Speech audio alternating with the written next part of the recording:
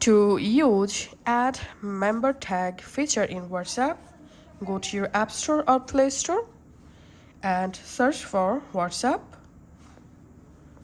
And all you have to need must update the WhatsApp app on your smartphone. Now open the WhatsApp app and go to a group. Tap the group name, scroll down, come to this members section.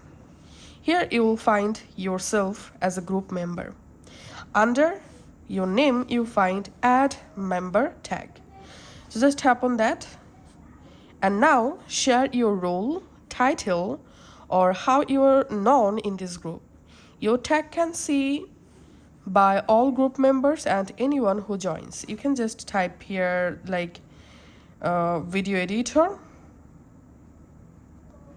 and then tap on save, and we can see the tag successfully added. So that's how you can actually do it. Thanks for watching.